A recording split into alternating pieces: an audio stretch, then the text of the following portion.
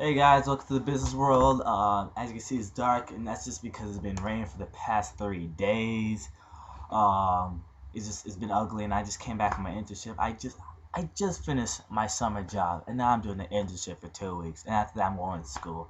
I'm not relaxing. This is not a typical vacation. I'm just working, working, working. I'm the typical businessman. This is a true businessman at heart. But anyways, before I talk about the main topic, as you can see from the top, I'm gonna kind of do a little recap of my last video because the last video was kind of a hit in the business world community. 1,500 the first week, about 90 comments. The business world gang is growing, growing. You join it or just be on the side and just move over because this business world gang is just gonna blow up in the YouTube world. But anyways, the last video I made, I specifically said I am for religious freedom, and personally I believe that they should build the mosque or the community center near Ground Zero. However, since I believe Americans are not emotionally ready for this, I believe it's not a smart idea to build it.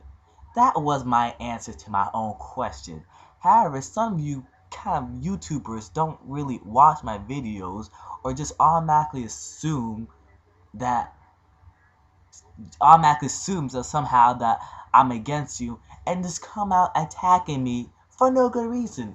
For example, this guy right here, this person right here, and this person. Okay, alright? Listen, watch this video again. And one of the main reasons I was kind of questioning being the devil advocate, if you may say, to some of your comments is because when some of you guys said, oh, the mosque should not be built here, I don't see the American pride in that. I don't see American pride. I see a group of arrogant people who just attack a religion or ethnicity just because of what a group of people do or one person does. And I think that's ridiculous. For example, I'm making all the excuses. For example, watch this video. This guy's not even Muslim, but he looks like a Muslim. And you know what they did? They attacked him. Watch this video right now.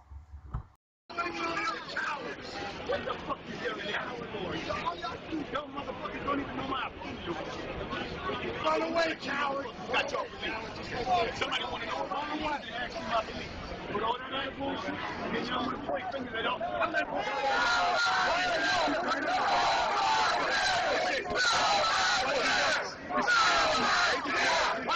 Not only the guy wasn't Muslim, that guy was trying to rebuild. He was a constructor, and that thing on his head was a construction hat. And he was trying to rebuild a memorial for September 11th.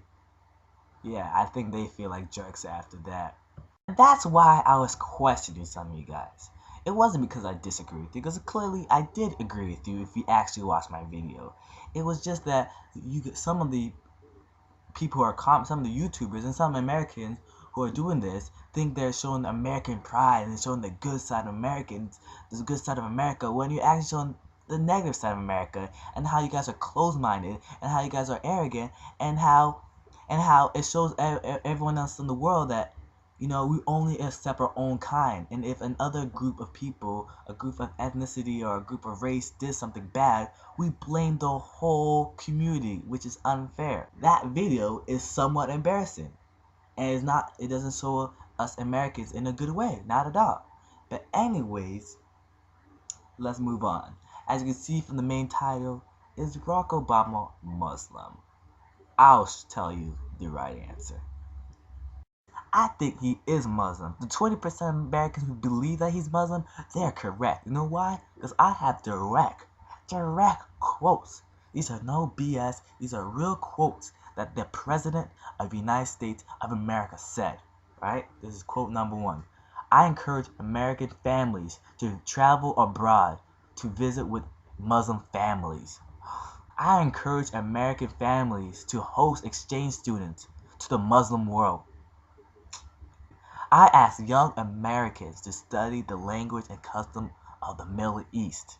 We have great respect for the commitment for all Muslims. And for the first time in nation history, we added the Quran to the White House library. That's Muslim preach right there. That is pure Muslim right there. Pure Muslim. Wait a second. That wasn't a current president. Oh yeah, my bad. It was President Bush who preached that stuff. You don't believe me? Here's the video. To promote greater understanding between our cultures, I've encouraged American families to travel abroad. And I've encouraged American families to host exchange students from the Muslim world. I've asked young Americans to study the language and customs of the broader Middle East. And for the first time in our nation's history, we've added a Quran to the White House Library.